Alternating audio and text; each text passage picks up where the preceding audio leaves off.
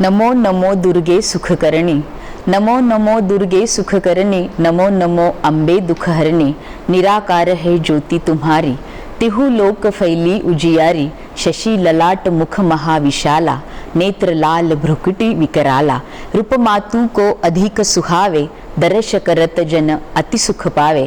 अशा या आदिशक्ती अंबा मातेस कोटी कोटी वंदन करून S9च्या नवरात्रोत्सव विशेष नवदुर्गा या कार्यक्रमात आपणा सर्वांचं भक्तिभावानं स्वागत आहे. आजच्या या माळेला आपल्यासोबत आहेत दिलखुलास गप्पांचा हा सिलसिला सुरू राहणार आहे. अर्थातच कोपरगाव तालुक्याच्या प्रथम महिला आमदार सन्माननीय सौभाग्यवती स्नेहलता बिपिनदादा कोल्हेताई अर्थात वहिनी. वहिनी नमस्कार. नमस्कार. वहिनी, ह्या ज्या दिलखुलास गप्पा मारणार आहोत, अर्थातच प्रत्येक महिलेचा, कुठल्याही महिलेचा अगदी जिव्हाळ्याचा विषय म्हणजे तिचं माहेर. आपलं नामांकित असं घराणं आणि त्यामुळे आपल्याबद्दल बरीचशी माहिती आहे, पण आपल्याच मुखातून ऐकायची आहे. माहेरच्या परिवाराबद्दल तुम्ही आम्हाला सांगणार आहात. माझं माहेर सातरळ हे गाव राहुरी तालुक्यातलं छोटंसं खेडगाव. माझे वडील स्वर्गीय ॲडव्होकेट संपतराव बापूनाना कडू पाटील हे अनेक वर्ष प्रवरा सहकारी साखर कारखान्याचे चेअरमन म्हणून त्यांनी त्यांची राजकीय कारकीर्द केली. तसेच प्रवरा एज्युकेशन संस्थेच्या स्थापनेतही त्यांचा पद्मश्री विखे पाटलांबरोबर त्यांचं मोलाचं सहकार्य लाभलं. तसेच बाळासाहेब विखे पाटील, राधाकृष्ण विखे पाटील सगळ्यांच्याच बरोबर त्यांनी त्यांचे राजकीय सामाजिक क्षेत्रात मोठा ठसा त्यांनी त्यांच्या परिसरामध्ये तिकडे उमटवलेला होता. माझी आईसुद्धा प्रवरा कारखान्याची संचालिका म्हणून तिने काम केलेलं आहे. आम्ही 5 भावंडांचा आमचा माहेरचा परिवारात आहेत. 2 भाऊ आहेत, मला 2 बहिणी आहेत आणि शेतकरी कुटुंबात माझा जन्म झालेला आहे. माझ्या वडिलांच्या पाठी राजकारण वडील करत असताना आईने शेती सर्व बघितली. आम्ही सगळे, माझं शिक्षण प्रवरा कन्या विद्या मंदिरमध्ये झालं. माझ्या जडणघडणीमध्ये माझ्या शाळेच्या मुख्याध्यापिका मृणालिनी जोशी मॅडम यांचासुद्धा मोलाचा वाटा आहे, हे मी कधीही विसरत नाही. अतिशय चांगल्या मुख्याध्यापिका आम्हाला शाळेमध्ये लाभल्या होत्या. आणि त्यानंतर लग्नानंतर माझं पुढील शिक्षण जे केलं त्या माझ्या सासूबाई माई यांनी मी ग्रॅज्युएट व्हावं अशी इच्छा व्यक्त केली आणि पूर्ण शिक्षण माझं ग्रॅज्युएशनपर्यंत सासरी लग्न झाल्यानंतर कोल्हे परिवारामध्ये माझ्या सासूबाईंची इच्छेने माझं पूर्ण झालं. म्हणजे लग्नानंतर पदवी घेतलीत? हो, लग्नानंतर. तर जो माहेरचा परिवार आहे कडू पाटील परिवार सातरळचा, या परिवारातलं तुमचं येणं, थोडक्यात तुमचा वाढदिवस कधी असतो? माझा वाढदिवस 8 ऑक्टोबर 1971 हा माझा वाढदिवस आहे. अच्छा. वडील वकील होते, आई अतिशय उत्तम अशी शेती पाहत होत्या. तुम्ही त्यावेळी अतिशय उत्तम अशा शाळेत आणि आपल्या गुरूंचा यावेळी आपण उल्लेखही केलेला आहे. लग्नानंतरचं शिक्षण सासूबाईंमुळे पूर्ण झालं, हेही अगदी आपण आवर्जून सांगता आहात. कडू परिवारातून कोल्हे परिवारात जे येणं आहे, थोडक्यात विवाहाचं जे वळण आहे, आपलं लग्न कसं ठरलं? माझं लग्न हे अरेंज मॅरेजच आहे. आणि माझ्या आईचे वडील म्हणजे माझे आजोबा केरुनाथ पाटील विखे हे लोणीचे, आणि त्या काळी त्यांना अतिशय लोणी परिसरातील, आजूबाजूच्या परिसरातील लोक अतिशय मानत करारी असं हे व्यक्तिमत्व होतं. समाजकारणात, राजकारणात त्यांचा दबदबा होता. तोही मला आजोळचा वारसा त्यानिमित्ताने नक्कीच मिळालेला आहे. मला 3 मामा आहेत. मामांचंही सामाजिक राजकीय क्षेत्रात चांगलं काम आहे. नवनाथ पाटील विखे, अशोकराव विखे, बाळासाहेब विखे असे 3 मामा मला आहेत. मावशी आहे एक. असं एक मोठा कौटुंबिक परिवार असा मोठा लाभला आहे मला त्यावेळी. आणि त्यानंतर लग्न होऊन आल्यानंतर सुद्धा कोल्हे परिवार हा अतिशय मोठा परिवारात माझं येणं झालं. आणि बदल असा वेगळा काही जाणवला नाही, पण हॉस्टेलच्या जीवनातून लगेचच लग्न होऊन जेव्हा मी आले, त्यानंतर माझ्या जाऊबाई कलाताई यांचा खूप मोठा आधार मला या निमित्ताने मिळाला. मी तशी वयाने लहान होते, पण त्यांनी अतिशय चांगल्या पद्धतीने सांभाळून घेतलं आणि कौटुंबिक जबाबदाऱ्या कशा पद्धतीने पार पाडल्या पाहिजे याची जणू मला त्यांच्याकडून शिकवणच मिळाली. आणि सासूबाईंनी शिक्षणाचा आग्रह धरल्यामुळं नक्कीच माझं ग्रॅज्युएशन पूर्ण करण्यात सासूबाईंचं खूप मोलाचं सहकार्य मला लाभलं. म्हणजे आजोळच्या आजोबांकडून हे लग्न ठरलं? हो, आजोळच्या आजोबांकडून लग्न ठरलं. मग आम्हाला उखाणा तुमचा ऐकायला आवडेल. महादेवाच्या पिंडीवर बेल वाहते वाकून, बिपिनरावांचं नाव घेते तुमचा मान राखून. धन्यवाद S9च्या वतीनं. S9च्या या विनंतीचा आपण मान राखलेला आहे. धन्यवाद. ज्या सासरच्या परिवारात आपण आलात, हॉस्टेलमध्ये राहून आपण शिकत होता, ह्या परिवाराबद्दल सुद्धा जवळजवळ सगळं राज्य जाणतं, पण तरीही तुमच्याकडून दीर, नंदा, सासूबाईंचाही आपण उल्लेख केलात, पण पुन्हा आम्हाला ते सगळं ऐकायचं आहे सासरच्या परिवाराबद्दल. सासरचा परिवार एकत्र कुटुंब पद्धतीचा होता. सुरुवातीला मला थोडंसं हॉस्टेलमधून आल्यानंतर अचानकच कामाला सुरुवात करायची म्हटल्यानंतर जाणवलं, परंतु माझ्या जाऊबाईंच्या सहकार्यामुळं मी ते निभावून नेलं सगळं. आणि सासऱ्यांबद्दलची आदरयुक्त भीती तर पूर्ण तालुक्याला काय महाराष्ट्रात सगळ्यांना माहीत असल्यामुळं त्या आदरयुक्त भीती ती सततच होती. आणि त्यामुळंच आमच्या परिवाराला मी तर म्हणते चांगले संस्कार आणि घडले. आजहीपर्यंत सगळे संस्कार आमच्या मुलाबाळांपर्यंत कोल्हे परिवाराचे टिकून आहेत. याचं सगळ्यात मोठं श्रेय जातं ते माझे सासरे आदरणीय शंकररावजी कोल्हे साहेब आणि माईंना, माझ्या सासूबाईंना. नक्कीच त्यांच्यामुळे आमचा पूर्ण कोल्हे परिवार व्यवस्थितरित्या आजही प्रत्येकाच्या क्षेत्रात प्रत्येकजण चांगल्या पद्धतीने वाटचाल करत आहे. आमच्या सर्व मुलांनी, माझ्या पुतण्यांनी चांगलं उच्च शिक्षण सगळ्यांनी घेतलेलं आहे. निश्चितच प्रत्येकजण आपल्या क्षेत्रात टॉपवर आहे. आपल्या नणंदबाईंबद्दल? माझ्या नणंदबाई निलिमाताई पवार अतिशय कष्टाळू, अतिशय मेहनती आणि धडपड व्यक्तिमत्व. स्वर्गीय डॉक्टर वसंतराव पवार हे माझ्या नंदेचे मिस्टर. ते गेल्यानंतर त्यांनी अतिशय हिमतीने पूर्ण मराठा विद्या प्रसारक शिक्षण संस्थेचा कारभार अतिशय हिमतीने त्यांनी बघितला. आजही ते अतिशय सक्षमपणे पाहत आहेत. त्यानंतर गोदावरी बँक जी आहे त्याच्याही त्या चेअरपर्सन आहेत. सुश्रुत हॉस्पिटल त्यांचं जे नाशिकला आहे तेही डॉक्टरांनंतर त्यांनी यशस्वीरित्या सांभाळलेलं आहे. शेतीही पाहतात. असं सर्वांगीण व्यक्तिमत्व माझ्या नंदेचं, निलिमाताईंचं आहे. आणि त्या माझ्यासमोर खूप मोठा आदर्श म्हणून मी त्यांच्याकडे एक प्रेरणास्थान म्हणून मी बघत असते. नक्कीच आपले यजमान दादांबद्दलही सगळेजण जाणतात, पण तरीही तुमच्याकडून आता दादांबद्दल, अर्थात तुमच्या यजमानांबद्दल आणि तुमच्या मुलांबद्दल आम्हाला माहिती हवी आहे. अच्छा. माझ्या लग्नानंतर प्रथमतः दादा सुरुवातीला काही राजकारणात नव्हते. तोपर्यंत ते शेती बघत असेल. त्यावेळी द्राक्षबाग वगैरे आमच्याकडे होता.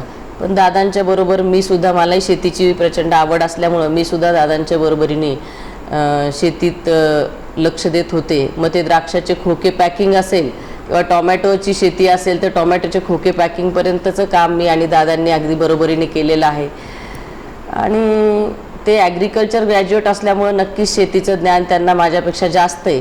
परंतु पुढे सामाजिक कार्य आणि राजकीय क्षेत्रात आणि संजीवनी कारखान्याचे चेअरमन झाल्यानंतर त्यांचं शेतीवरचं लक्ष थोडं कमी झालं आणि मग पूर्णपणे शेती पाहणं हे माझ्याकडे स्वतंत्ररित्या आलं. आणि मी ते जास्तीत जास्त चांगल्या पद्धतीने ऊसाचं टनेज जास्त कसं निघेल, आंतरपीक ऊसामध्ये कसं घेता येईल, वेगवेगळ्या पद्धतीचे चांगलं ॲव्हरेज पिकांचं कसं काढता येईल यासाठी मी सतत धडपड करत राहिले आणि प्रयत्न करत राहिले. शेती मला आजही खूप करायला आवडते आणि आजही मी शेतामध्ये जाऊन माझं काम बघत असते. जरी तालुक्याचे आमदार झाले असले तरी गाई गुरांच्या गोठ्याचं व्यवस्थापन असेल, नाहीतर शेतातलं काम असेल, माझंही आजही आवडीचा विषय. मुलांबद्दल? माझा मोठा मुलगा विवेक हा सिव्हिल इंजिनियर झाला आहे. आज तो आमचं दुधाचं डेअरी बघतो. तसंच इतरही सामाजिक राजकीय क्षेत्रामध्ये त्याचं मला खूप मोलाची साथ असते. आणि छोटा जो ईशान आहे तो कॉम्प्युटर करून आता MBA करतो आहे पुण्याला. दोघंही मुलं अतिशय संस्कारी आहेत याचा मला खूप मोठा आनंद आहे, समाधान आहे एक आई म्हणून, की चांगल्या पद्धतीने आजही समाजामध्ये त्यांचं नाव घेतलं जातं. कुठेही त्यांच्या अंगामध्ये आपण खूप मोठे आहोत असा काही आविर्भाव नाही. आजही ते जमिनीवर आहेत आणि असंच त्यांचं आयुष्यात ते सतत जमिनीवर राहून त्यांनी आयुष्याची वाटचाल करावी अशी एक आई म्हणून माझी अपेक्षा आहे. आपल्या या परिवाराबद्दल सांगत असताना फार कमी जणांना माहिती असेल आणि आज S9च्या माध्यमातून खूप जणांना माहिती झालंय की तुम्हाला शेती करायला आवडतं, तुम्ही ती केलेली आहे, अतिशय उत्तमरित्या केलेली आहे, की तुमच्याकडे पाहिल्यानंतर असं वाटत नाही की तुम्ही शेतात जात असाल. पण आज एक ऋषीबरोबर कृषीचा जो वसा आहे, की आजच्या माळेला आलेली दुर्गा, की जिनं उत्तम शेती केलेली आहे आणि शेती हे तिचं आवडीचं क्षेत्र आहे, तर निश्चितच पाहणाऱ्या महिलांना किंवा इतरांनाही हा आदर्श आहे.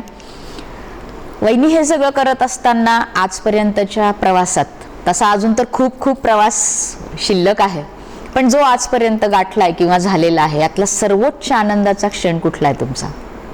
अनेक क्षण असतील, पण अगदी सगळ्यात जास्त आनंदाचा म्हटलं की तोच तुमच्या डोळ्यापुढे येतो. असं अचानक विसरले तुम्ही हा प्रश्न. अनेक आनंदाचे क्षण असल्यामुळे कदाचित असेल, पण तो ऐकायचा आहे आम्हाला, तुमच्याकडूनच ऐकायचा आहे.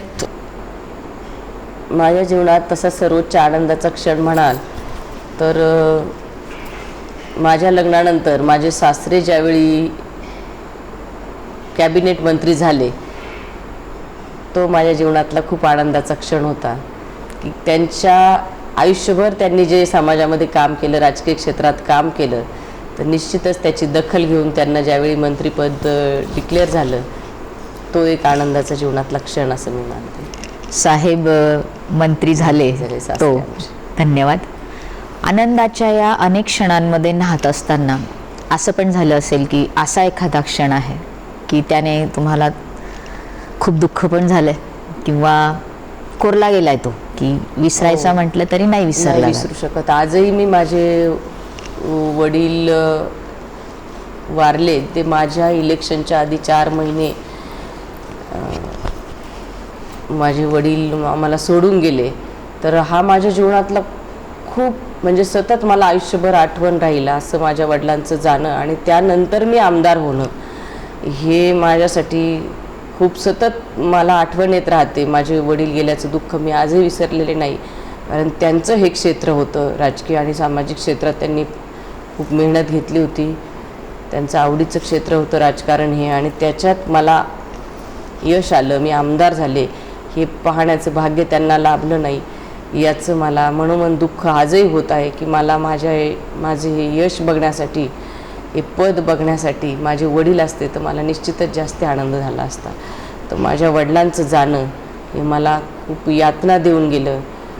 ज्यावेळी माझा आमदारकीचा निकाल लागला त्यावेळी माझी आई ज्यावेळी मला भेटायला आली, तर प्रथम मी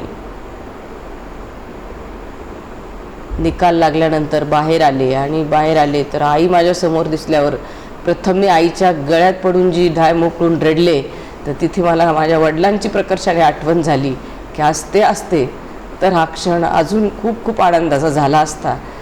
परंतु या कोपरगाव मतदारसंघाने येथील सर्व ज्येष्ठ जे काही साहेबांच्या बरोबर काम केलेले कार्यकर्ते होते, त्यांच्यामध्ये मी माझे वडील शोधत होते. इलेक्शनमध्ये कुठेही पायजामा शर्ट आणि टोपी असलेले गृहस्थ दिसले की मला ते माझ्या वडिलांसमान वाटत आणि त्यांचे आशीर्वाद माझ्यासोबत आहेत असं मला इलेक्शनमध्ये सतत वाटायचं. या प्रश्नाने वहिनींबरोबर हे वातावरण अतिशय भावूक झाले आणि म्हणूनच घेतो आहोत. ज्या पित्याची आठवण या कन्येला आलेली आहे, डोळ्यात अश्रू तरळून वाहायला लागलेले आहेत. मी कधीही विसरू शकणार नाही. मला कितीही मोठी पदं मिळाली तरी माझ्या वडिलांनी मला लहानपणी जे काही बाळकडू दिले, समाजसेवेचे दिले, माणुसकीने वागण्याचे दिले, जे काही संस्काराचा ठेवा दिला, तो माझ्या सोबत सतत राहील आणि त्यांचं स्मरण मला सतत होत राहील की नाही, नक्कीच आपल्या वडिलांनी आपल्याला जी शिकवण दिली ती शिकवण सोबत घेऊनच आपल्याला आपलं पुढचं आयुष्य काढायचं आहे. हे माझ्या वडिलांचे आशीर्वाद माझ्यासोबत कायम राहतील. आणि म्हणूनच मला प्रत्येक साधारण सामान्य माणूससुद्धा खूप जवळचा वाटतो. कारण माझ्या वडिलांचंच तसं वागणं होतं की प्रत्येक गरिबातला मनुष्य त्यांना जवळचा वाटत होता. ज्यावेळी ते शिर्डीच्या हॉस्पिटलमध्ये ॲडमिट होते ICUमध्ये आणि मी त्यांना भेटायला जात, त्यावेळी त्यांना भेटायला गेल्यानंतर ते व्हेंटिलेटरवर असताना सुद्धा मला ते खुणवत असे की इतर बाहेरच्या पेशंटला तू चौकशी कर, आजूबाजूच्या समोरच्या त्यांची तू तपास कर. अशा पद्धतीने मला त्यांची सतत शिकवण होती. आणि अतिशय काटकसरीने जीवन जगलेले माझे वडील, त्यांना कधीही त्यांनी स्वतःवरचा खर्च त्यांनी फार केला नाही. अतिशय साधं जीवन आणि साधं व्यक्तिमत्व असलेले माझे वडील खूप काही संस्कार आणि शिकवण आम्हा बहिणींना, भावंडांना देऊन गेले. नक्कीच ती आम्हाला सतत सोबत राहील.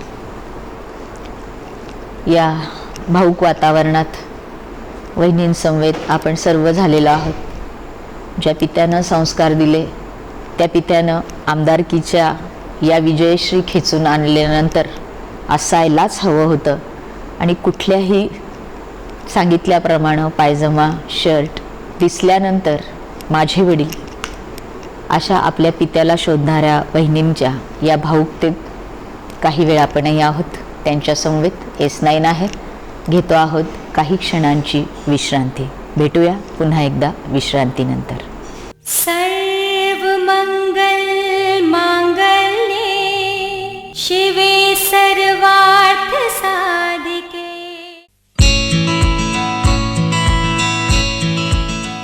साई सावली डेव्हलपर्स शिर्डी नांदुर्की घेऊन आले आशा विश्वनगर. वैशिष्ट्य: निसर्गरम्य आणि जलद विकसित होणारा परिसर, प्रशस्त 15 फुटी रुंदीचा डांबरी रस्ता, street light, underground drainage, light मीटरसाठी इलेक्ट्रिक पोल, साईबाबा मंदिर, शाळा, हॉस्पिटल, बँक, पेट्रोल पंप आणि बसस्टँड 5 मिनिटांच्या अंतरावर. विश्वसनीय व्यवहार, बांधकामास योग्य जागा. साई सावली डेव्हलपर्सचे आशा विश्वनगर. याचबरोबर पानमळा रोड, यशवंतनगर येथे NA प्लॉट्स उपलब्ध. दिवाळी दसरा सणाच्या मुहूर्तावर आपल्या घराचं स्वप्न पूर्ण करा आशा विश्वनगरच्या सोबत. साई सावली डेव्हलपर्स घेऊन आलंय शिर्डी हद्दीमध्ये नवा प्रकल्प. संपर्क: संजय गोपीनाथ कुदळे. मोबाईल क्रमांक 901151 3333, 9850 98 64 55 आणि 9881 76 63 90. साई सावली डेव्हलपर्स शिर्डी नांदुर्की. आशा विश्वनगर, 1000 रूम समोर, स्वामी रिसोर्ट मागे, शिर्डी. साई सावली डेव्हलपर्सचे आशा विश्वनगर. सर्वमंगल मांगल्ये शिवे सर्वार्थ साधिके. विश्रांतीनंतर पुन्हा एकदा S9च्या नवरात्रोत्सव विशेष नवदुर्गा या कार्यक्रमात आपणा सर्वांचं भक्तिभावानं स्वागत. गप्पांचा सिलसिला अर्थातच सुरू आहे. कोपरगाव तालुक्याच्या प्रथम नागरिक, प्रथम महिला आमदार सन्माननीय सौभाग्यवती स्नेहलता बिपिनदादा कोल्हेताई अर्थात वहिनी. या गप्पांना असंच पुढे नेत असताना आपण आमदार झालात, तालुक्याच्या पहिल्या महिला आमदार झालात. तर हे जे पद आपल्याकडे आलं किंवा ही विजयश्री खेचून आली आणि एक इतिहास झाला की पहिल्या आमदार आपल्या रूपानं मिळाल्या. हा जो प्रवास आहे, ह्या क्षेत्राचं हे जे वळण आहे, ह्या वळणाबद्दल आम्हाला ऐकायचं आहे की ती पार्श्वभूमी, हे वळण कसं आलं? मी स्वतः तसं तर पूर्वी राजकारणात कुठलंही छोटं मोठं पद मी काही म्हणजे नव्हतं, माझ्याकडे कुठलंही पद नव्हतं. आमदार होण्याच्या आधी मी तर खरं कुठल्याही राजकीय पदावर काम केलेलं नव्हतं. परंतु गेल्या 20-22 वर्षापासून मी जे महिला सक्षमीकरण हा एक विषय घेऊन काम करत होते, तर त्यामध्ये छोटी छोटी महिला मंडळाच्या माध्यमातून महिलांच्या कलागुणांना वाव द्यावं म्हणून काही उपक्रम राबवले जात. महिला जागृती मेळावे, महिला आरोग्य शिबिरे, स्त्रीमुक्तीच्या विद्या बाळ, विद्या साठे, ह्या सर्व ज्या स्त्रिया आहेत ज्यांनी अनेक वर्षापासून स्त्रीमुक्तीच्या कामासाठी खूप मोठं कार्य केलेलं आहे, या वेगवेगळ्या स्त्रियांना बोलवून त्यांची चर्चासत्र आयोजित केली जात होती. आणि स्त्रियांनी चार भिंतीच्या बाहेर पडून एकमेकीशी चर्चा करून एकत्र येऊन एक धाडसाने या जगामध्ये त्यांनी वावरावं असं त्यावेळी खरं मला गेल्या 20-22 वर्षापूर्वीसुद्धा वाटत होतं. आणि आता तर त्या मानाने खूप काळ बदलला. 33% आरक्षण राजकारणात आलं. आज ते 33 नंतर 50%वर आलं. आणि अनेक क्षेत्रात, आता राजकीय क्षेत्रात अनेक स्त्रिया वेगवेगळ्या पदांवर कार्यरत झाल्या. पण ज्यावेळी मी सुरुवात केली महिला सक्षमीकरणाच्या या कार्याला, त्यावेळी खरं तर फक्त मॅचिंग स्पर्धा असतील, छोटे मोठे महिलांमध्ये काही ग्रुपमध्ये एकत्र येऊन वेशभूषा स्पर्धा असतील, असं काहीतरी वेगळ्या एक कारणाने त्या एकत्र होत होत्या. पण मला सतत वाटायचं की छोटा मोठा उद्योग व्यवसायसुद्धा महिलांनी केला तर निश्चितच त्या चांगल्या पद्धतीने करू शकतील.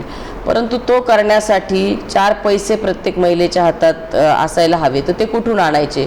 पुरुषप्रधान संस्कृतीमध्ये स्त्रीला काय आर्थिक सत्ता फारशी नसायची. आणि मग काय करायचं? तर एक शासनाचं ज्यावेळी महिला स्वयंसहायता बचत गट ही जी योजना आली, ती योजना माझ्यासाठी खूप एक चांगली मला एक वाटून गेली आणि त्याच्यावर मी काम करायचं ठरवलं प्रामुख्याने.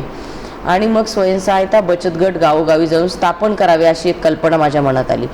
ती आल्यानंतर ज्यावेळी माझ्यासोबत मी 4 महिला काम करायला घेतल्या ऑफिसमध्ये आणि आम्ही ते गावोगावी जाऊन महिलांना पटवून देऊ लागलो की तुम्ही 10 जणी एकत्र या, प्रति महिला 50 रुपये बँकेत टाकून आपण एक बचत गटाचं खातं उघडूया आणि एक चांगल्या पद्धतीने जर बचत गट चालला तर 6 महिन्यांनी बँक आपल्या बचत गटाला कर्ज देईल. आणि कर्ज दिल्यानंतर कोणी एखादी महिला शेळी, गाय असं काही छोटा लघु उद्योग सुरू करू शकते. तर मी राजकीय कुटुंबातून असल्यामुळे म्हणा किंवा कशामुळे सुरुवातीला अनेकांना वाटलं यांचं राजकीय काहीतरी कारणाने आम्हाला सांगायला आलात. किंवा काही महिलांना भीती वाटायची की माझे स्वतःचे 50 रुपये कुटुंबातून बाजूला कसे काढायचे, किंवा माझ्या पतीला कळलं तर काय होईल, की मी बँकेत खातं उघडणं ही गोष्ट माझं काहीतरी वेगळं मी करते, असा एक भीतीचा भाव त्या स्त्रीच्या मनात असायचा. आणि अनेक महिला त्या बचत गटात नाव नोंदायला सुद्धा तयार होत नसत. असं एक त्यावेळी वातावरण होतं. मग मी ठरवलं की सुरुवातीला प्रत्येक महिलेचे 50-50 रुपये मी भरायचे, नंतर पुढच्या महिन्यात त्या स्वतः भरतील. तर काही बचत गटांनी 100 रुपयाप्रमाणे बचत गट स्थापन केला, तर काही महिलांनी एकत्र येऊन 50 रुपये प्रति महिन्याप्रमाणे बचत गट स्थापन केले. काही महिलांचे मी स्वतः भरून बचत गट स्थापन केले. अशा पद्धतीने एक छोटंसं रोपटं आम्ही त्यावेळी लावलं. आणि आज मला सांगायला अतिशय अभिमान वाटतो की कोपरगाव तालुक्यातल्या महिला अतिशय हिमतीने बँकेत जाऊन आर्थिक व्यवहार करू लागल्यात. आणि जवळजवळ 2,500 ते 3,000 पर्यंत माझ्या माहितीप्रमाणे कोपरगाव तालुक्यात बचत गट आहेत. आणि 25-30 हजार महिला संघटित झाल्या त्या बचत गटाच्या माध्यमातून. अनेकांनी कुटुंब सावरले, काहींनी मुलाबाळांची लग्न केली, काहींनी मुलांना उच्च शिक्षित केलं.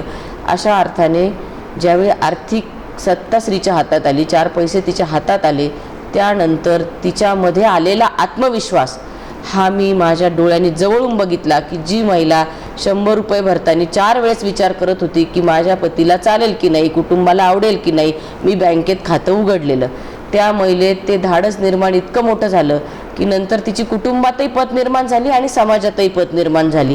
हा आत्मविश्वास तिच्यात खूप मोठा आला आणि तो मी जवळून बघितला. आणि खऱ्या अर्थाने मला तर या बचत गटाच्या कामामुळेच खूप मोठं समाधान मिळून गेलं.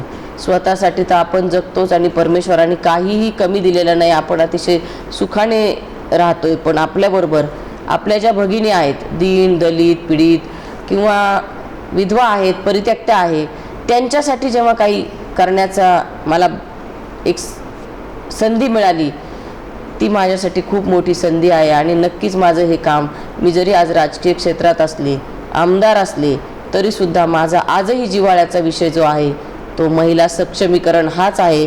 कारण या पुरुषप्रधान संस्कृतीमध्ये स्त्रीला जे दुय्यम स्थान आहे आणि तिच्यामध्ये सगळे गुण असताना सुद्धा, ती सर्वार्थाने सक्षम असताना सुद्धा जर तिला असं दुय्यम स्थानावर वागणूक दिली जात असेल आणि कुटुंबातही ती अतिशय कष्टाने काम करते, कुटुंब सांभाळते, आपलं सोडून पूर्ण कुटुंबाचा, परिवाराचा तिच्या डोक्यात सतत विचार असतो, असं समर्पित भाव प्रत्येक स्त्रीमध्ये असतो. आणि त्या स्त्रीला खूप समाजात चांगला मान सन्मान मिळावा, पुरुष आणि स्त्री असा भेद न मानता एक समानतेवर आधारित तिला समाजाने वागवावं आणि तिचं कष्टाची तिच्या कदर व्हावी, तिचा समाजात आदर व्हावा, हाच एक विचार घेऊन मी खरं तर माझा हा सामाजिक प्रवास सुरू केला आहे ना. आज तो ठेपला येऊन राजकीय आमदारकीच्या पदापर्यंत. परंतु या पदाच्या, या सत्तेच्या माध्यमातून मी माझ्याबरोबर माझ्या ह्या सर्व भगिनींना सोबत घेऊन जाणार आहे आणि त्या भगिनींच्या प्रचंड मोठा माझ्यावरचा विश्वास आहे.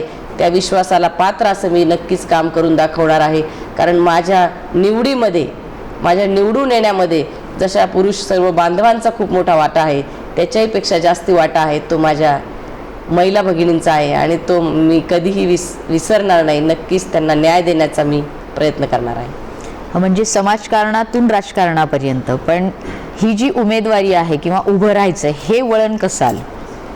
खरं तर कोपरगाव मतदारसंघ हा काही महिला राखीव नव्हता, परंतु माझं हे सामाजिक कार्याची दखल घेऊन समाजातल्याही मतदारसंघातल्याही काही जाणकार मंडळींना वाटलं की वहिनी सक्षमपणे आमदारकीचा सुद्धा कार्यभार सांभाळू शकतील.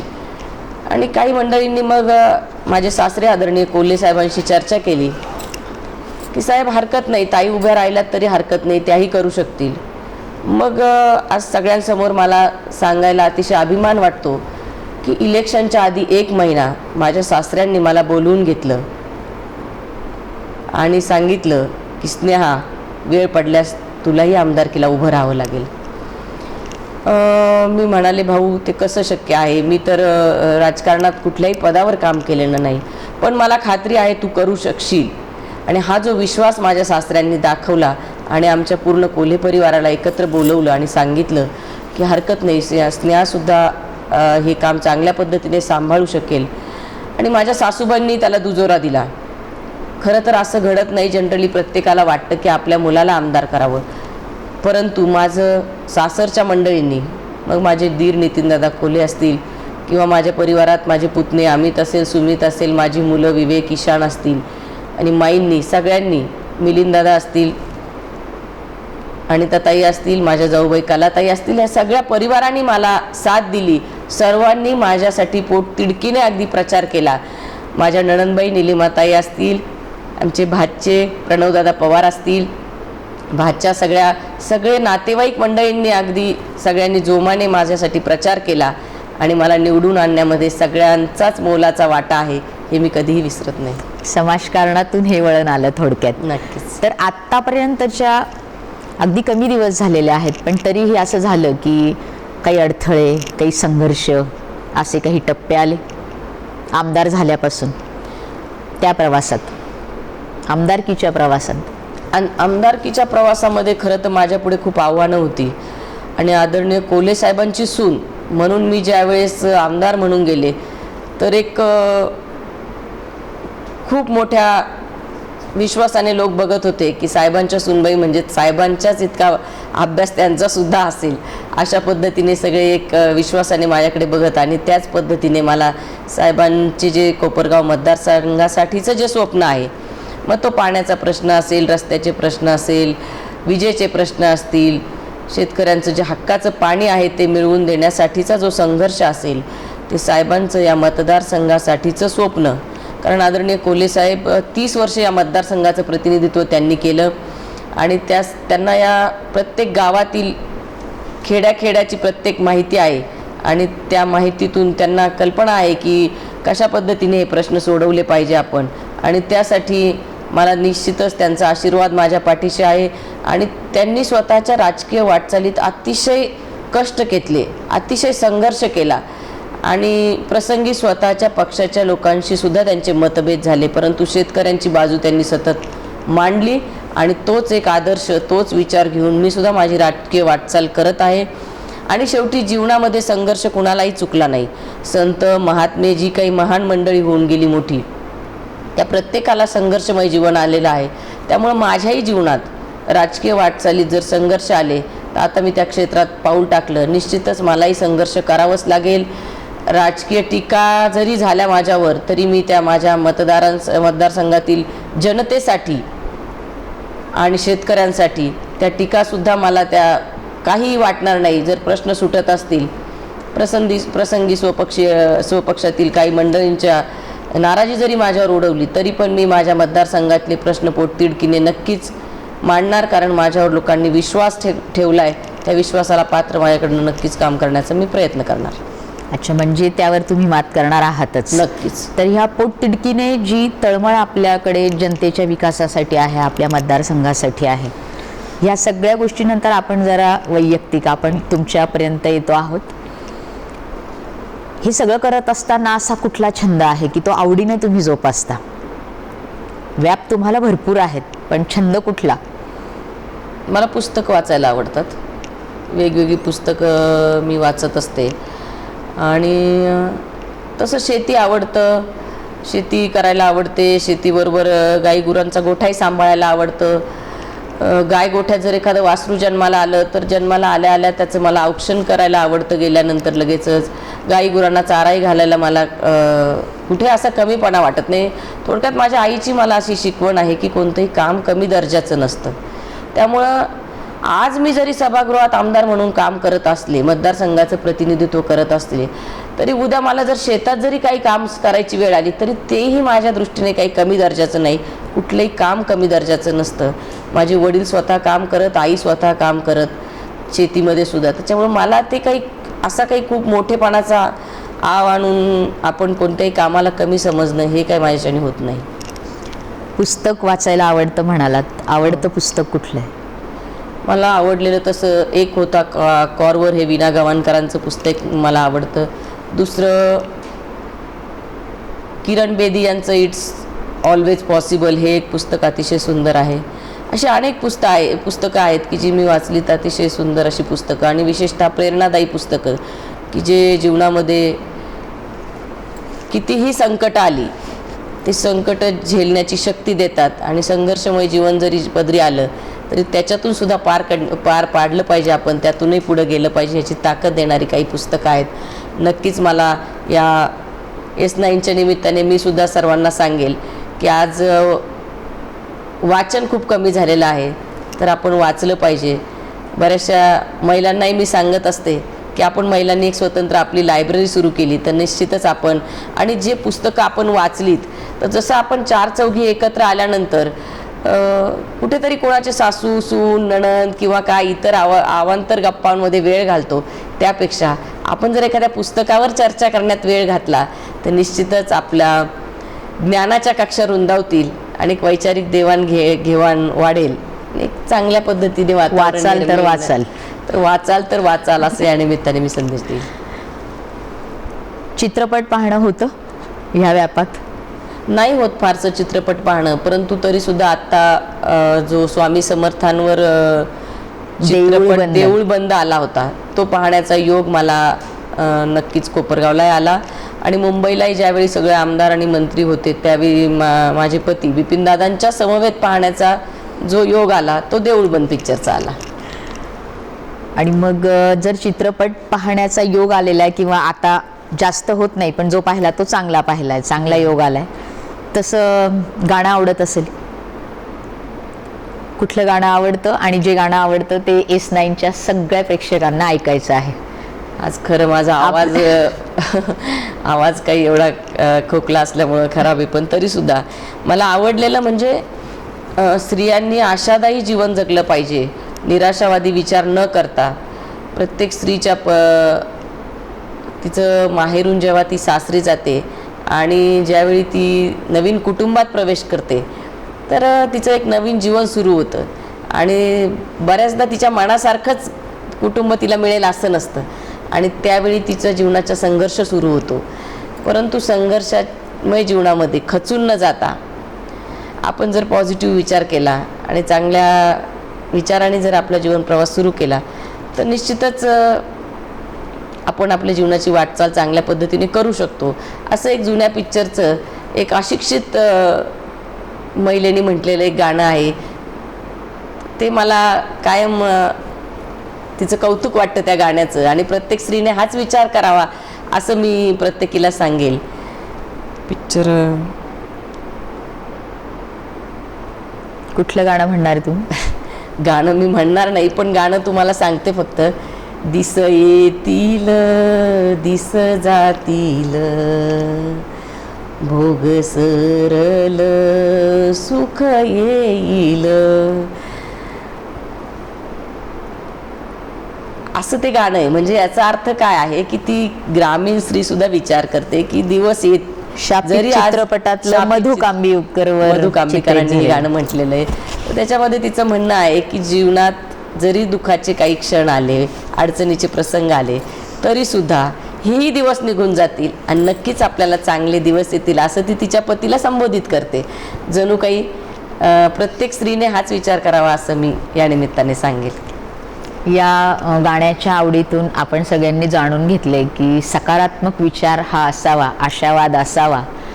हा वहिनींनी आमदारकीच्या नव्हे तर एका वैयक्तिक आयुष्यातला हा कोपरा आपण त्यांना विचारलेला आणि ते त्यांनी आपल्याला सांगितले. घेतो आहोत काही क्षणांची विश्रांती. बघत राहा, कारण विश्रांतीनंतर पुन्हा एकदा हा गप्पांचा सिलसिला सुरू होणार आहे. घेतो आहोत काही क्षणांची उसंत. सर्वमंगल मांगल्ये शिवे सर्वार्थ साधिके. Hair loss control clinic, global leader in laser hair loss treatments. स्त्री आणि पुरुषांच्या केसांच्या सर्व समस्यांसाठी लेसर उपचार आता आपल्या कोपरगाव शहरात उपलब्ध. केसांच्या सर्व समस्यांसाठी सुरक्षित, खात्रीशीर आणि प्रभावी उपचार. यामध्ये केस गळणे, टक्कल पडणे, केसांची वाढ खुंटणे, चाई लागणे, कोंडा होणे, अकाली केस पांढरे होणे, तसेच वृक्ष आणि कोरडे केस इत्यादी केसांच्या सर्व समस्यांसाठी खात्रीशीर उपचार आता आपल्या कोपरगाव शहरात उपलब्ध. अमेरिकन तंत्रज्ञानाच्या सहाय्यानं नैसर्गिक केसांच्या वाढीसाठी विशेष लेझर उपचार. Hair loss control clinic, Nehru भाजी मार्केट, सिटी प्राईड शेजारी, बँक रोड, कोपरगाव. आठवड्यातून फक्त शुक्रवार आणि शनिवारी सकाळी 11 ते सायंकाळी 5 वाजल्यापर्यंत. कृपया अपॉइंटमेंट घेऊनच येणे. अपॉइंटमेंटसाठी संपर्क 9130350231 तसेच www.hlcc.in.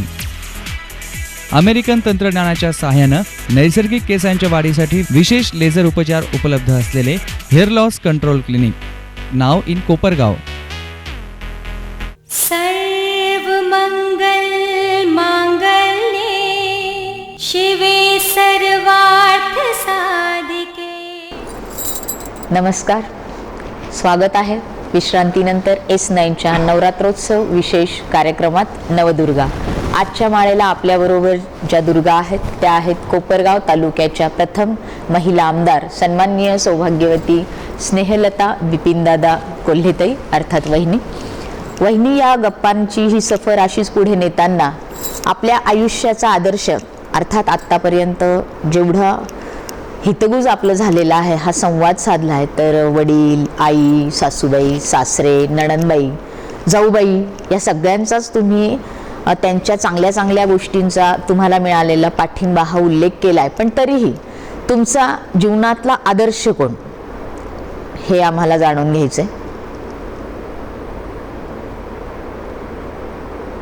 तसं मी जेव्हा माझे महिला सक्षमीकरणाचं काम सुरू केलं त्यावेळी माझ्यासमोर एक आदर्श होता, तो सावित्रीबाई फुले यांचा, की ज्यांनी स्त्री शिक्षणाची मुहूर्तमेढ रोवली आणि ते स्त्री शिक्षणाची सुरुवात करताना त्यांना जो त्रास झाला, मग समाजाकडून चिखलफेक झाली, दगडफेक झाली, शिव्या, ह्या सगळ्या गोष्टीवर मात करून त्यांनी आज महिलांसाठी खूप मोठं काम उभं केलं, की जे त्यांच्याचमुळे आज आम्ही आहोत, शिकल्यात, मुली सवरल्यात, ह्या सगळ्या गोष्टी.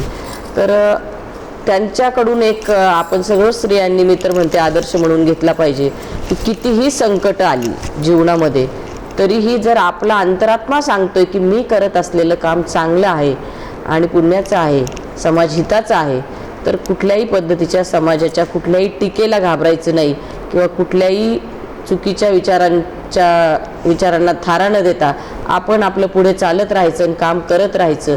अशा पद्धतीने मी एक सावित्रीबाईंच्या विचारांनी खरं तर प्रेरित होऊन आणि त्यांनाच आदर्श मानून मी माझ्या कामाची खरं तर सुरुवात केलेली आहे. त्याचबरोबर मी ते इथे आवर्जून उल्लेख करेल ते माझी आजी रत्नावती विखे म्हणून, माझी जी आईची आई ज्या होत्या त्याही अतिशय धाडसी असं व्यक्तिमत्व होतं. त्या काळी गेल्या 30 वर्षापूर्वी त्या खासदार विखे पाटलांच्या प्रचारामध्ये भाषण वगैरे त्या काळी फारशा स्त्रिया फार पुढे येत नसत. तर त्यावेळी ती अतिशय धाडसाने हे सगळं काम करत असेल आणि त्यावेळी ते शिवण क्लास करणं असेल, अभंगाचा क्लास लावणं असेल, हे ती तिचं घरकाम सांभाळून तिच्या कलागुणांना ती जपत असे. त्यामुळे मला ते एक कौतुक वाटत होतं की प्रत्येक स्त्रीमध्ये काही ना काही कलागुण असतात. तर ती बऱ्याचदा घरकामाच्या किंवा मुलाबाळांच्या प्रपंचाच्या ह्याच्यामध्ये ती विसरून जाते. पण मला एक प्रत्येक स्त्रीला सांगायचं आहे या निमित्ताने की जरी आपण कुटुंबात प्रपंचात आपली कर्तव्य करत असलो तरी सुद्धा आपल्यातही काही कलागुण जे आहेत तर त्यालाही आपण जोपासलं पाहिजे. ते कुठेही आपल्यातून सुप्त गुण आहे ते तसे न ठेवता त्यालाही आपण जोपासून नक्कीच ते सांभाळले पाहिजेत असे या निमित्ताने मी अनेक महिलांना सांगेल. पण माझ्या आजी अतिशय धाडसी होती. ती कोणतंही चांगलं काम असेल तर ते धाडसाने ती करत असे आणि तिचाच तो आदर्श माझ्या समोर आहे. त्याचं एक छोटंसं उदाहरण मी तुम्हाला सांगते. मी लहानपणी ज्यावेळी मामाच्या घरी आजोळी जात त्यावेळी ती 4वी-5वीला असताना लोणीला एक वडारवाडी म्हणून भाग आहे. तिथे सगळे वडार समाजाची मंडळी राहतात आणि पूर्वी काहीतरी एक धार्मिक कारणाच्या निमित्ताने वडार समाजातील महिला ब्लाऊज काही घालत नसत आणि तिला वाटायचं की माझ्या आजीने तिला धुणं भांडे हे कामासाठी नेमावं. पण माझ्या आजीने ठरवलं की नाही, तू जर का अंगामध्ये ब्लाऊज घालून येणार असशील तर मी तुला कामाला ठेवेल. मला काही ही गोष्ट पटत नाही. तर ती सांगायची की आमच्या जातीमध्ये चालत नाही, मी तुझ्याबरोबर वडारवाडीत येते, मी तुझ्याबरोबर तिथे वाडीतल्या समाजातल्या सगळ्या तुझ्या लोकांना समजवायला येते. स्वतः त्या समाजातल्या सगळ्या मंडळींकडे गेली, तिथं सगळ्यांना समजावलं की ही गोष्ट काही चांगली नाही, तुम्ही असं कुठल्याही परंपरेच्या बुरसटलेल्या विचाराला धरून चालू नका. आणि माझ्या आजीनी त्या काळी गेल्या 35 वर्षापूर्वीची गोष्ट असेल, बाजारातून 2 ब्लाऊज पीस आणले, स्वतः मशीनवर शिवले आणि त्या हिराबाई नावाची ती वडार समाजाची तिला ते घालायला तिने लावले आणि तिथून पुढे ती धाडसाने ब्लाऊज घालायला लागली. तर थोडक्यात सांगायचा उद्देश असा माझा की कुठल्याही चुकीच्या परंपरेच्या बुरसटलेल्या विचाराला ती थारा देत नसेल. आणि तिचं मला तिचं आजही कौतुक वाटतं की ज्यावेळी आमच्या मामांचं लग्न झालं आणि माझ्या मामी 3 नंबरच्या त्या इंग्लिश बोलायला लागल्या तर तिलाही वाटायला लागलं की मला येत नाही, मी इंग्लिश हिला येतं. तिने ABCD पासून जे गावात बाजारातून पुस्तकं आणली आणि ABCD पासून इंग्लिश शिकायला लागली की ए आणि त्याच्या खाली मराठीतून ए लिहिलेला. असं करत करत ती इंग्लिश बोलायला लागली. एक नऊवार साडीतली स्त्री जेव्हा इंग्लिश बोलू शकते हे माझ्या मामीच्या मैत्रिणीने बघितलं. त्यानंतर तिची त्या काळी माझ्या आजीची मुलाखत रत्नावती एक ग्रामीण जिद्द या नावाखाली त्यावेळी एका पुस्तकामध्ये छापून आली होती. असं माझ्या आजीचं एक जिद्दी व्यक्तिमत्व होतं आणि तो आदर्श माझ्या पुढे तिचा कायम आहे. आणि त्यावेळी तिने जे काही इंग्लिश म्हणी पाठ केलेल्या असायच्या तर त्या ती आम्हाला सांगायची. त्यात विशेषतः मला आठवणारी गोष्ट तिचा सुविचार की man is known by his company, असं ती आम्हाला त्यावेळी 35 वर्षांपूर्वी त्यावेळी ती आम्हाला सांगायची की माणूस त्याच्या कंपनी जे काही मित्रमंडळी आहे त्याच्यावरून ओळखला जातो. म्हणजे तुम्हाला तुमचे मित्रमंडळी चांगली ठेवणं गरजेचं आहे. Honesty is the best policy असं आम्हाला ती शिकवायची. तर म्हणजे ती नऊवार साडीतली माझी जी आजी होती ती त्यावेळी जिद्दीनं इंग्लिश शिकली, इंग्लिश बोलायला लागली आणि सगळ्या गोष्टी तिचं शिकण्याची खूप कष्ट करायची. अतिशय पहाटे 5 वाजल्यावर उठल्यानंतर सडा रांगोळी सगळ्यापासून आम्ही ज्यावेळेस सुट्टीला एकत्र जमायचो सगळे मावशीची मुलं मामांची मुलं आम्ही सगळे एकत्र, तर एवढा मोठ्या गोतावळ्याचा स्वयंपाक पाणी हसत खेळत अभंग म्हणत ती करायची. आणि ते करत असताना कुठलाही सण आला की तिचं ठरलेलं मेहंदी काढायची, बांगड्या भरायच्या, नेल पॉलिश लावायची. थोडक्यात काय की स्त्रीत्वाची सगळी गुण सगळे जे काय आवडीनिवडी आहे त्या जपत ती तिचं जीवन जगत होती आनंदाने, कष्टही तितकेच करत होती. तर हा एक आदर्श माझ्या पुढे कायम आहे की कितीही प्रपंच करत असलं तरी घरातली स्त्री जर आनंदी असेल, तिच्या चेहऱ्यावर सतत जर स्मित हास्य असेल तर निश्चित त्या घरामध्ये लक्ष्मी नांदते असं मी या निमित्ताने म्हणेल. आणि म्हणून माझ्या या महिला सक्षमीकरणाच्या कामामध्ये ज्यावेळेस मला भाषण करण्याची कुठेही प्रसंगी वेळ येतो तर मी सगळ्यांना या समाजात सगळ्या पुरुष मंडळींना हेच सांगत असते की ज्या घरात स्त्रियांवर अन्याय होतो तिथे दैन्य आणि दुःख वास करते आणि ज्या घरात म्हणजे जिथे स्त्रियांचा छळ होतो तिथे दुःख वास करते आणि जिथे स्त्रियांना समाधानाने सुखाने समानतेने वागवलं जातं तिथे निश्चितच आनंदी वातावरण असतं, असं माझं कायम सगळ्यांना सांगणं आहे. आणि याचा अनुभवही अनेकांना येतो. म्हणजे आपल्या आजीच्या नावाप्रमाणे ती खरोखर रत्नासारखी चमक तिच्यात नक्कीच होती, होती. नक्कीच होती. आणि त्यांची आठवण सांगताना आपला चेहरा खुललेला, S9च्या वतीनं ह्या खुललेल्या चेहऱ्याला देखील आम्ही दाद देतो आहोत. आणि वहिनी हे सगळं करत असताना आता आपण आजींची आठवण सांगितली, तर आजीसारख्या चांगल्या चांगल्या गोष्टींची पूजा आपण करता आहात, पण आत्ता एवढ्यात आपण स्वामी समर्थांचा देखील उल्लेख केलात. तर आपलं श्रद्धास्थान कुठलं आहे? कुठल्या देवतेची, कुठल्या दैवताची पूजा आपण करता? खरं तर आमच्या कुटुंबामध्ये पूजा पाठ हे सगळे माईंचे संस्कार आमच्यावर आहेत, म्हणजे माझ्या सासूबाईंचे. माझं माहेरी माझ्या वडिलांच्या वस्तीवर पांडुरंगाचं मंदिर आहे, दत्ताचं मंदिर आहे, नाथांची समाधी आहे, साईबाबांचंही मंदिर आहे. तर तिकडेही धार्मिक वातावरण आहेच, परंतु माझ्या सासूबाई त्याहीपेक्षा जास्त धार्मिक आहे. आणि त्यांच्यामुळे निश्चितच मला, परंतु एक समाजसेवेचं व्रत हाती घेतल्यानंतर नकळत मी तासनतास काही पूजा करत बसत नाही. आणि म्हणून मी सतत म्हणत असते, कर्म हीच माझी पूजा आहे. चांगलं कर्म करत राहावं आणि माणसात मी देव पाहते. जे काही दीन दुबळे गरीब असेल, नाही आपल्याकडून खूप मोठ्या पंक्तीपर्यंत पोहोचवता आलं, पण आलेला जर भुकेला कोणी असेल तर निश्चित त्याला जीव घातलं पाहिजे. आणि अतिथी देवो भव, आलेल्या प्रत्येक माणसाला आपल्याकडे आल्यावर आनंद वाटला पाहिजे. तर अशा पद्धतीने माणसात देव पाहणारी खरं तर मी आहे. आणि म्हणूनच तसं मी साईबाबांना मी जास्ती मानते, कारण बाबांच्या विचारातही मी समाज सेवाच बघते. एक सामाजिक संत म्हणून मी बाबांच्याकडे पाहते की त्याही काळी बाबांनी दीन दलितांची सेवा असेल, अन्नदान असेल, ह्या सगळ्या गोष्टी त्यांच्या कार्यात होत्या. आणि म्हणून त्यांना आपण देवत्व संतत्व खरं बहाल केलेलं आहे. तर निश्चित मलाही खूप मी बाबांची, म्हणजे ज्याही माझ्यावर संकट असं आलं असेल काही, किंवा काही दुःख असेल, तर मी स्मरते ते साईबाबांना स्मरते. अनंत कोटी ब्रह्मांड नायक साईनाथ. आणि कर्म हीच पूजा, म्हणजे आपण अन्नदानाबद्दलही बोललात, पण ज्याला गरज आहे मुखात तर जे का रंजले गाजले त्याचे म्हणे जो आपुले, तोच साधू ओळखावा, देव तेथेची जाणावा. आणि हेच ध्येय आपलं आहे. आणखी अशाच एका वैयक्तिक गोष्टीबद्दल आम्हाला जाणून घ्यायचं आहे की आता बरेच जण तुम्हाला जाणतात, पण तरीही अशी कुठली गोष्ट आहे की जी स्नेहलता ताईंना येते ही खूप जणांना माहिती नाही आहे? छुपा हुनर कुठला आहे, अशी छुपी बाब कुठली आहे? तसं मी ज्यावेळी प्रवरा कन्या विद्या मंदिरला शिकायला होती त्यावेळी मी सर्व खेळामध्ये प्रावीण्य मिळवलेलं होतं. मग ते खो खो असेल, कबड्डी असेल, बास्केटबॉल असेल, परंतु प्रामुख्याने मी प्राईज जे घेतले होते ते स्विमिंगमध्ये घेतले होते. तर मी बेस्ट स्विमर आहे हे या निमित्ताने मी सांगते. आणि खरोखर हा छुपा हुनर माहिती झालेला आहे. म्हणजे तुम्ही स्विमिंगच्या बाबतीतही मुलींसाठी निश्चितच काहीतरी कराल मग? आहेच, नक्की नक्की. छान. आतापर्यंतच्या आयुष्यात माझ्याकडनं ही गोष्ट करायची राहिली असं काही?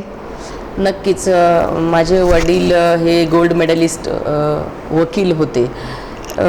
सामाजिक राजकीय क्षेत्रात आल्यामुळं त्यांना फार काही वकिली व्यवसाय म्हणून करता नाही आला, परंतु मलाही सतत एक स्वप्न होतं की मी सुद्धा वकील व्हावं.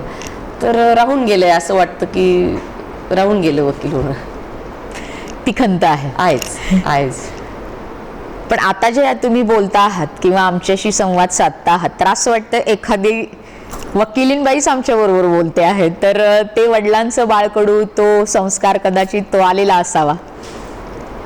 माझे वडील अतिशय चांगले वक्तृत्व त्यांच्याकडे होतं आणि इंग्लिश, मराठी, हिंदी सर्व भाषांवर त्यांचं प्रभुत्व होतं. अतिशय चांगले वक्ते होते. त्यांच्या सभा अतिशय चांगल्या गाजत, खूप भाषणं त्यांची छान होत. नक्कीच त्यावेळी खरं तर हॉस्टेलमध्ये आम्ही असल्यामुळं फारसं त्यांना ऐकता आलं नाही. आणि लवकर लग्न झाल्यामुळे वडील फारसे मला म्हणजे खूप वडिलांचं ऐकता आलं नाही. खरं तर अतिशय बुद्धिवादी असे माझे वडील होते. त्यांचं खरं तर त्यांचं मला कायमच त्यांचा आदर्श त्यांच्या विचारांचा माझ्यासमोर आहेच. आई माझी कष्टाळू होती. आई खूप कष्ट करत असे, त्यामुळे कष्टाची कामाची मला कधीही लाज वाटली नाही कुठलंही. मग ते भांडे घासण्यापासून धुणं धुण्यापर्यंत किंवा शेतातल्या निंदण्यापर्यंत गवत काढण्यापर्यंत कुठल्याही कामाची मला कधीही लाज वाटली नाही. आता तर समजा वेळ होत नाही, पण पूर्वी पोळ्याचा सण जर असेल तर गाई गुरं धुण्यापर्यंत सुद्धा मला आवडायचं. ते रंगवण्यापर्यंतचं काम सुद्धा मी आणि माझ्या जाऊबाई आम्ही कौतुकाने करत असाय. अशाही काही गोष्टी आहेत. अशा या वैयक्तिक गप्पांच्या सिलसिल्याला अर्थात या नारी शक्तीची काही शक्तिस्थळं आपल्याला पुन्हा जाणून घ्यायची आहेत, पण घेतो आहोत काही क्षणांची विश्रांती. विश्रांतीनंतर पुन्हा एकदा S9च्या या नवरात्रोत्सव विशेष उपक्रमात आपण या गप्पांचा सिलसिला, ही सफर अशीच पुढे नेणार आहोत. तोपर्यंत काही क्षणांची उसंत. सर्वमंगल मांगल्ये शिवे सर्वार्थ साधिके. श्री फकीरा शेठ लोढा यांच्या मार्गदर्शनाखाली शिवसाई डेव्हलपर्स रुई यांचे शिवसाई नगर फेज नंबर 7 आपल्या स्वतःच्या घराचं स्वप्न साकार करण्यासाठी योग्य दरात भव्य प्लॉट विक्री योजना. वैशिष्ट्ये: सावळीविहीर पासून 2.5 किलोमीटर अंतरावर, रुई सावळीविहीर रस्त्यालगत, बाजारतळ, ग्रामपंचायत कार्यालय, शाळा, हॉस्पिटल अवघ्या 5 मिनिटांच्या अंतरावर, रुई ग्रामपंचायतीच्या हद्दीत, शिर्डी 3 किलोमीटर अंतरावर, शिर्डी रेल्वे स्थानक 2.5 किलोमीटर अंतरावर, शांत आणि निसर्गरम्य परिसर, मुख्य रस्ता 50 फूट, रुई सावळीविहीर रस्ता आणि अंतर्गत 15 फुटी रस्ते, पाणी आणि लाईटची सोय, 1000 चौरस फूट ते 2000 चौरस फूट प्लॉट उपलब्ध. अधिक माहितीसाठी आणि बुकिंगसाठी संपर्क साधा Asifbhai Maniyar, mobile 96 57 86 78 34, Mayur Jadhav 88 88 29 68 95, Karim Pathan 97 63 53 57 33, Rajendra Kolge 98 50 15 93 67. Office Shivsai developers, Indira shopping complex, गाळा नंबर 6, रुई, तालुका राहता, जिल्हा अहमदनगर. शिवसाई डेव्हलपर्स रुई यांचं शिवसाई नगर फेज नंबर 7.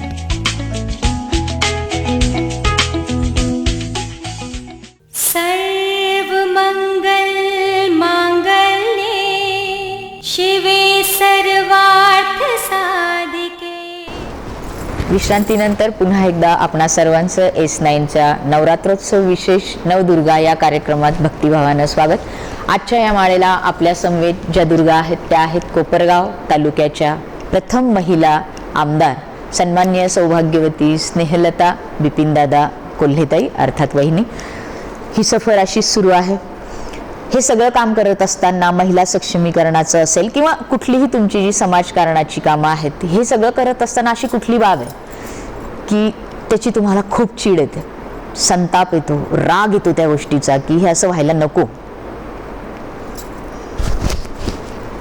खरं म्हणजे माझ्या महिला सक्षमीकरणाच्या कामाच्या सुरुवातीचं मूळच असं आहे की महिलांना दिली जाणारी दुय्यम वागणूक. मग असे आपल्याशी बोलले की बऱ्याचदा आज जे स्त्री भ्रूण हत्येचा जो प्रकार घडत आहे तर याच्या पाठीमागं तेच कारण आहे की स्त्रीविषयीचा दुस्वास किंवा स्त्री जन्मालाच नाकारणं. बहीण पाहिजे, आई पाहिजे, मावशी पाहिजे, सगळी नाती जर पाहिजेत आणि स्त्री शक्ती म्हणून आपण दुर्गा पूजा करतो, नवरात्र उत्सव करतो आणि त्या स्त्रीच्या जन्मालाच नाकारणं याविषयीची समाजातली जी काही परंपरेचे बुरसटलेले विचार आहेत या विचाराची खरं तर मला चीड आहे. आणि म्हणून जिथे जिथे कुठे महिलांवर अन्याय होतो, अत्याचार होतो तर त्याविषयी मला खरं तर राग आहे समाजाच्या या विचारधारेचा. आणि विधवा परित्यक्त्या महिलांकडे समाजाचा एक पाहण्याचा दृष्टिकोन एक चुकीचा असतो. खरं तर एखादी महिला जेव्हा विधवा होते तर ते विधवा होणं हा काही तिचा गुन्हा नाही आहे, तिच्यावर आलेलं ते एक संकट आहे आणि त्याच्यातून तिला समाजाने खरं तर सावरण्याची संधी देऊन किंवा एक उभारीचा आधाराचा हात देणं गरजेचं आहे. पण त्याही पलीकडे जाऊन बऱ्याचदा तर महिलांना विधवा म्हणून दुस्वास करतात किंवा एक दुय्यम समजलं जातं. मग धार्मिक पूजापाठ असेल इथे तर मला या निमित्ताने महिला भगिनींना सुद्धा एक सांगायचं आहे की आपण जर का अशा पद्धतीने स्वतःच स्त्रीने स्त्रीचा दुस्वास केला किंवा स्त्रीने स्त्रीला जर का नाकारलं किंवा तिच्या हिनवलं तर हे एका दृष्टीने समाजामध्ये आपण ज्या समाजाकडून अपेक्षा करतो की समाजात स्त्रियांचा सन्मान व्हायला पाहिजे, त्यांना समान वागवलं पाहिजे, त्यांना कुठेही त्यांच्यावर अन्याय अत्याचार व्हायला नाही पाहिजे. तर तिथे आपण स्त्रीची जर का दुश्मन ठरत असेल किंवा स्त्री जर स्त्रियावर अन्याय करत असेल, मग ते सासू सून असेल, नणंद भाऊजाई नातं असेल, या नात्याकडे बघण्याचा दृष्टिकोन जो झालेला आहे तो एक वेगळाच चष्मा झालेला आहे की नणंद भाऊजाई नातं एक काहीतरी छळण्याचं नातं, सासू सून नातं हेही काहीतरी अन्याय करण्याचं नातं. तर अशा पद्धतीचं न होता कुठेतरी एक मैत्रीपूर्ण समाधानाचं सखी म्हणून हे नातं जर का पुढे समाजामध्ये नक्कीच आलं तर आपण स्त्रियांना खूप मोठा आधार देऊ शकतो असं या निमित्ताने मला सांगायचंय. आणि म्हणून माझी सगळ्या महिला भगिनींना विनंती आहे की आपणच आपल्या बऱ्याचशा यातना आणि दुःख कमी करू शकतो. तर मला हा जो रिझल्ट मिळाला, खरं तर या महिला सक्षमीकरणाचं काम करत असताना महिला बचत गटाच्या कामाच्या माध्यमातून जेव्हा संघटित झाल्या महिला आर्थिकदृष्ट्या, ज्यावेळी समाज म्हणायचा की 4 महिला एकत्र आल्या, 2 महिला आल्या की तू मी करतात, परंतु माझ्या खेड्यातल्या अशिक्षित महिलांनी की ज्या अंगठा आहेत, ज्यांना सही सुद्धा येत नाही, त्या महिलांनी या समाजाला दाखवून दिलंय की आम्ही आर्थिक व्यवहार सुद्धा अतिशय प्रामाणिकपणे बँकेशी सुद्धा पैसे न थकवता, कुठलीही थकबाकी नाही माझ्या बचत गटातल्या महिलांची बँकेकडे, अशा पद्धतीने प्रामाणिकपणे रजिस्टर मेंटेन करून मीटिंग व्यवस्थित घेऊन आणि आपल्या बचत गटातल्या ज्या महिलेवर जे संकट आलं तिच्यासाठी त्यावेळी ते कर्ज सगळ्यांनी मिळून द्यायचं, म्हणजे तिच्यासाठी धावून द्यायचं. ही जी सामंजस्याची आणि समूह भावना, जी काही एकमेकीला आधार देण्याची, उभारी देण्याची जी भावना आहे, तिच्या संकटाला सगळ्यांनी धावून जाण्याची ही जी भावना महिलांमध्ये खरं तर जास्त प्रभावीपणे निर्माण झाली, ती या बचत गट स्वयंसहायता बचत गटाच्या चळवळीने. त्यामुळे मला हा जो महिलांमध्ये क्रांतिकारी बदल खऱ्या अर्थाने मला जो अपेक्षित होता त्याचं समाधान ह्या बचत गट चळवळीच्या कार्यक्रमाच्या निमित्ताने मला नक्कीच मिळालेलं आहे. आणि म्हणून मी अजून त्याच्यासाठी व महिला शौचालय बांधण्यासाठी, बऱ्याचदा काय होतं पुरुष मंडळी घरामध्ये TV आणतील, मोबाईल आणतील, मोटरसायकल आणतील, पण आपल्या घरातल्या स्त्रियांची जी कुचंबणा होते त्यांच्यासाठी शौचालय गरजेचं आहे. तर ते स्वच्छतागृह बांधण्यासाठी काही खर्च कुटुंब करत नाही, पण माझ्या महिला भगिनींनी स्वतः बचत गटाच्या माध्यमातून पैसे जमा करून प्रत्येकीने घरी शौचालय बांधण्याचा निर्धार केला आणि अनेक भगिनींनी त्यातून स्वतःच्या घरी शौचालय बांधले. तर अशा पद्धतीने एका सामाजिक प्रवाहामध्ये आता महिला येऊ लागल्यात. त्यांच्यामध्ये आत्मबळ आलं, आत्मसन्मान त्यांच्यामध्ये आला की आपण स्त्री म्हणून समाजामध्ये स्वतःचा सुद्धा काही विचार करायला हवा. सतत समर्पित भावना स्त्रीमध्ये असते. उरलं सुरलं कुटुंबात स्वयंपाक केल्यानंतर उरसूर राहिलं तरच मी जेवेल, मग ती मीठ भाकरी असली तरी चालेल, ही जी भावना आहे तर ती स्त्रियांचं आरोग्य स्वतः सांभाळलं पाहिजे. हेही मी माझ्या कार्यक्रमातून आवर्जून सांगत असते, कारण तिला कुटुंब सांभाळायचं आहे, प्रपंच सांभाळायचा आहे आणि ते हिरिरीने पुढे जायचं असेल तर निश्चित स्त्रियांचं आरोग्यसुद्धा दुर्लक्षित होता कामा नये. त्यांनी स्वतःच्या आरोग्याची सुद्धा तितकीच काळजी घेतली पाहिजे, असं या निमित्ताने मी माझं भगिनींना सांगणे. थोडक्यात ह्या विकृत मानसिकता ज्या आहेत त्यांचा तुम्हाला राग येतो. हो, ह्या क्षेत्रात नसत्या, आमदार जर तुम्ही नसत्या तर आज तुम्ही काय असत्या? मी आज माझं जी सामाजिक कार्याची मला जी आवड होती तीच सतत माझी कायमच मी पुढे चालू ठेवली असती. आता फक्त त्याला एक राजकीय पद म्हणजे खुर्चीचं स्थान आलं एवढंच या निमित्ताने म्हणेल मी. समाजसेवेसाठी माझा जास्तीत जास्त वेळ मी व्यतीत करत राहील आणि आमदार नसते तर तेच सामाजिक कार्य माझं नेटाने पुढे मी नक्कीच चालू ठेवलं असतं. धन्यवाद. वहिनी, अशी कुठली गोष्ट आहे की ती तुम्हाला बिलकुल येत नाही, अवघड वाटते, करायची भीती वाटते, येतच नाही? मला तर असं कधी वाटलं नाही की मला कुठली गोष्ट येत नाही आणि करायची नाही किंवा अवघड वाटते. जे काम होऊ शकत नाही किंवा अवघड वाटतं ते मी प्रथम प्राधान्याने हातात घेत असते. ही सगळी कामं येतात. आता हा सगळा व्याप आहे तुमच्या मागे, पण समजा इमॅजिन करा की तुम्हाला अगदी निवांत वेळ मिळाला, कसा व्यतीत कराल? निवांत वेळ मिळाला तर नक्कीच मी माझं ज्यावेळी जे एका गृहिणीचं कर्तव्य असतं की आपलं घर स्वच्छ असावं, सुंदर असावं, व्यवस्थित असावं, टापटीप असावं घर, तर ते जो वेळ मिळतो मला मी तो घर आवरण्यामध्ये घालते किंवा शेताची इतर कामं जी माझी प्रलंबित असते तिकडेही चक्कर मारते. तर असं थोडंसं स्वतःच्या संबंधित जी काही कामं असतील तर ते व्यतीत करण्यामध्ये मी वेळ घालते. पण आजही आम्हाला आपलं घर अतिशय स्वच्छ, टापटीप, सुरेख दिसतंय, म्हणजे तुम्ही असंही ते करून घेता आहात. नक्कीच. पण स्वतःही करायला ते आवडतं. अतिशय जिव्हाळ्याचा प्रश्न की ज्या समाजकारणाची आपल्याला इतकी प्रचंड आवड आणि आज आपण राजकारणात आहात, पदही आपल्याकडे आहे. तर कोपरगाव तालुक्याच्या विकासासाठी आगामी योजना किंवा तुमच्या स्वप्नातला कोपरगाव तालुका कसा आहे? खरं तर एकेकाळी कोपरगाव तालुका अतिशय पाणी भरपूर मुबलक असल्यामुळे सधन होता, म्हणजे पिकं पाणी शेतकरी सुखी अशा पद्धतीचा होता. परंतु हक्काचं पाणी कोपरगाव तालुक्याचं जे गेलं त्याच्यामुळे आणि पर्जन्य राजाही रुसला, त्याच्याने पाऊस पाणी नसल्याने शेतकरी अडचणीत आहे. तर प्रामुख्याने पाणी प्रश्न सोडवणं असेल आणि शहरामध्ये दुरावस्था आहे रस्त्यांची असेल, शहरात चांगल्या पद्धतीचं एक नाट्यगृह असावं हे एक माझं स्वप्न आहे. शहरातलं एस.टी. स्टँड चांगलं असावं, स्मशानभूमी चांगली असावी. तर असे काही शहरामध्ये शॉपिंग कॉम्प्लेक्स अजून चांगले व्हावे, गाळेधारकांसाठी गाळे उपलब्ध करून द्यावे. असं जे रिकामे प्लॉट्स आहेत शहरामध्ये, नगरपालिकेचे जे काही ओपन स्पेस आहेत तिथे गार्डन डेव्हलप करावं, असं एक स्वच्छ सुंदर ग्रीन क्लीन कोपरगाव असावं असं माझं एक स्वप्न आहे. जे कोपरगावसाठी भरपूर योजना तुमच्याकडे आहेत. डोक्यात आहे माझ्या. वहिनी, आपण या कार्यक्रमाच्या उत्तरार्धात पोचतो आहोत. ज्या चॅनलच्या माध्यमातून तसं तुमचं काम खूप खूप दूरवर गेलेलं आहे, कारण येता क्षणीच पाऊल टाकल्यानंतरच आपल्या विविध पुरस्कारांनी आमचं स्वागत केलं किंवा S9च्या टीमचं स्वागत केलं आणि अनेक वर्तमानपत्र, अनेक चॅनल्स याच्या माध्यमातून वेगवेगळे पुरस्कार, आमदारकीच्या आधीच प्रचंड पुरस्कार आपल्याला मिळालेले आहेत. राज्यस्तरावरचे आहेत, राष्ट्रीय स्तरावरचे आहेत. पण आज तुम्ही या माळेला एका दुर्गेच्या माध्यमातून आहात. आपापल्या क्षेत्रात, या समाजकारणात, राजकारणात आपण एक दुर्गेचं रूप आहात आणि जिल्हाभरातल्या महिलाच नाही तर अनेक जण तुम्हाला पाहतायत. तर या ज्या चॅनलना आज ही संधी, या नवदुर्गांमधील एक दुर्गा आपण आहात, तर ही दिलेली आहे. ह्या S9 चॅनलबद्दल काय बोलावं असं वाटेल आपल्याला? कुठली प्रतिक्रिया द्यावीशी वाटेल? खरं तर मी S9 चॅनलचं खूप या निमित्ताने कौतुक करते. असं की राजकीय बातम्या देण्याचा प्रत्येक चॅनलला एक इंटरेस्ट असतो, पण नवरात्रीच्या निमित्ताने नवदुर्गांचा शोध घेऊन समाजामध्ये महिलांसाठी काही या नवदुर्गांनी सांगावं आणि स्त्री शक्तीला एक सलाम असं मी म्हणेल या निमित्ताने S9 चॅनलने दिलाय. आणि आम्हा ज्या महिलांना इतर महिलांशी राहायची संधी प्राप्त करून दिली त्याबद्दल नक्कीच मी S9 चॅनलची खूप खूप आभारी आहे. धन्यवाद. आणि आपला रॅपिड फायर राऊंड सुरू होतो आहे. हो किंवा नाही, आणि एकाच शब्दात एखाद्या प्रश्नाचं उत्तर एकाच शब्दात त्वरित आपण देणार आहात. आपला हा राऊंड सुरू होतोय. आपला पहिला प्रश्न सुरू होतोय.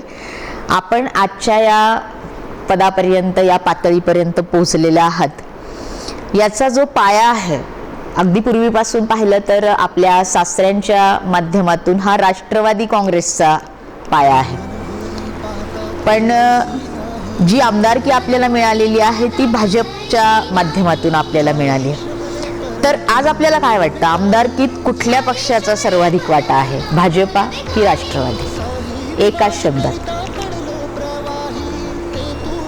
मुळात कोपरगावला भाजप आणि राष्ट्रवादी असं नाही तर कोल्हे साहेबांवर प्रेम करणारी मंडळींचा जो पक्ष आहे तो सगळा, म्हणजे ह्या दुर्गेने आपल्या दोन्ही पर्यायांना सोडून खराखुरा प्रांजळ पर्याय त्या सगळ्या मंडळींनी मला खरं तर आशीर्वाद दिलेला आहे.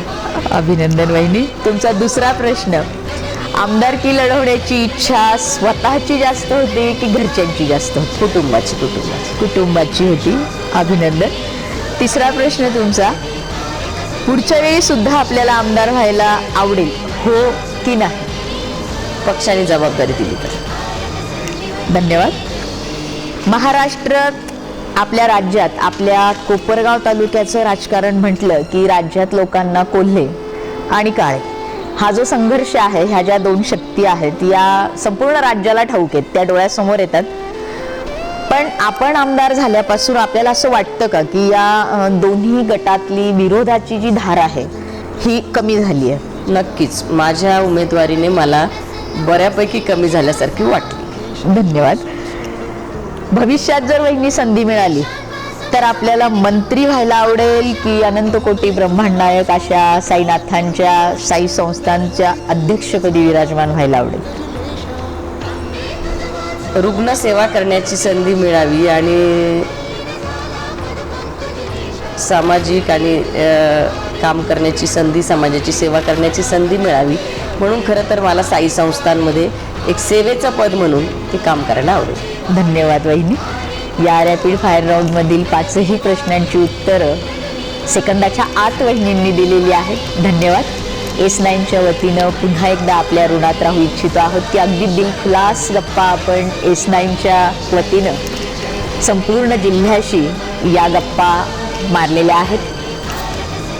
तर अशा रीतीनं एक महिला आमदार, कोपरगाव तालुक्याची प्रथम महिला आमदार जिनं उलगडली आहेत स्वतःमधील नारी शक्तीचे दार आणि इतरांनाही ती या S9च्या माध्यमातून या आमदार महिलेनं दिलेली आहेत. त्यांच्या ऋणात राहू इच्छितो आहोत. हसत रहा, बघत रहा, देवीची आराधना करत रहा. S9च्या नवरात्रोत्सव विशेष नवदुर्गा या कार्यक्रमात पुन्हा एकदा पुढच्या माळेला येतो आहोत. अशाच एका दुर्गेसह पुन्हा एकदा आपल्या ऋणात राहू इच्छित आहोत. नमस्कार.